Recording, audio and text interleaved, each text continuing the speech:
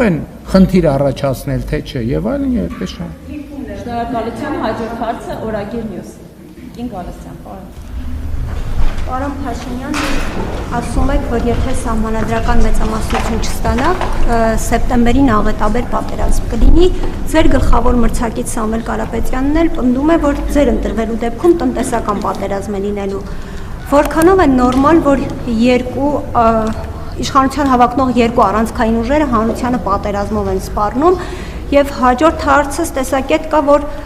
դուք սահմանադրական մեծամասնություն եք ուզում, որ եթե ժողովուրդը մերժի նոր սահմանադրությունը, դուք այն խորհրդարանում ընդունեք եւ ասեք դա անում եք, որ շաբաթվա վերջում պատերազմ չլինի։ Մեկ այլ տեսակետ էլ կա, որ ձեզ սահմանադրական այդ մեծամասնությունը պետք է, որ միայնցնյա գլխավոր դատախազ եւ մյուս ուժայինների ղեկավարներ ընտրեք, որ ձեր իշխանությունը չփլուզվի։ Ի վերջո, ինչի համար է ձեզ պետք սահմանադրական մեծամասնություն եւ խնդրում եմ կոնկրետ պատասխաներ։ Հնարավոր է, կարող է լինել իրավիճակ, որ սահմանադրությունը խորհրդարանում ընդունվի։ Ոչ, չի կարող լինել։ Սահմանադրություն երկրում նոր սահմանադրություն չի կարող ընդունվել առանց համաժողովրդական, այսինքն սահմանադրություն ընդունելու միայն մի տարբերակ կա, դա համաժողովրդական հանրաքվեն։ Ուրիշ տարբերակ չկա։ Այսօրվա գործող սահմանադրությամբ, որ խորհրդարանը որոշակի հոդվածներում կարող է փոփոխություններ անել։ Եվ հիմա կոնցեպտուալ ընդհանրապես վեճ կա, քննարկում կա, այդ թվում մեր թիմի ներսում, թե ընդհանրապես խորհրդարանին պետք է արդյոք վերապահել սահմանադրության որևէ հոդվածում փոփոխություն անելու լիազորություն։ Տարբեր տեսակետներ կան եւ քիչ չեն այն տեսակետները, ովքեր պնդում են, որ ոչ սահմանադրության մեջ որևէ փոփոխություն կարող է անել միայն ժողովուրդը, բացառապես ժողովուրդը, որովհետև ժողովուրդն է Հայաստանի Հանրապետությունում իշխանության տերը, կրողը եւ աղբյուրը եւ լեգիտիմության աղբյուրը։ Ինչ վերաբերվում է ձեր նշածին, որ քաղաքական մի ուժ էսպես է ասում, ժողովրդավարությունը դրա մասին է։ Եվ հանրությունն է, ժողովուրդն էլ պետք է լսի այդ ուժերին, տեսնի ում փաստարկներն են իր համար ավելի համոզիչ եւ գնա ըստ այդմ քվեարկություն։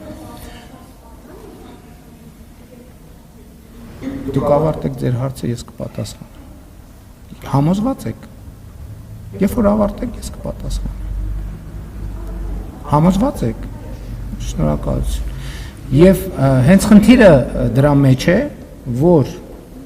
հանրությունը լսի։ Ամենատարբեր թեմաներ են բոլոր ընտրություններում, ժողովրդավարական երկրներում, ամենատարբեր թեմաներ են դրվում քվեարկության։ Բայց ես երեք մի տեսարան ինձ ցույց տվեցին, ես այդ տեսարանին անկեղծ ասած, այս ամեն ինչից հետո չհավատացի, որովհետև ձեր նշած քաղաքական ուժի ներկայացուցիչները ներկայացնում են իրենց ծրագրերը եւ իրենք ըստ էության Հայաստանի իրենց կոնցեպտի մեջ տեղավորում են Ղարաբաղը եւ շրջակա տարածքները։ Այստեղ էլ ասելու բան չկա։ Այդ քաղաքական ուժի հաջողությունը ես զարմանում եմ, իրանք ընդհանրապես այդ քայլով այդ ձեր կողմից մեջբերված իմ ասածները ամրապնդում են։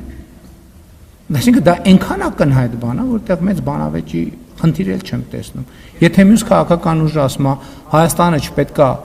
բավարարվի 29743 քառակուսի կիլոմետրով, դա ի՞նչ է նշանակում։ Դա անխուսափելի պատերազմ է, հարգելի գործընկերներ։ Այսինքն այդտեղ շատ վիճելու բան չկա էլ։ Սահմանադրության հետ կապված ոնց որ պատասխանեցի։ Շնորհակալություն։ Փաստորեն չէի կավարտել հարցը։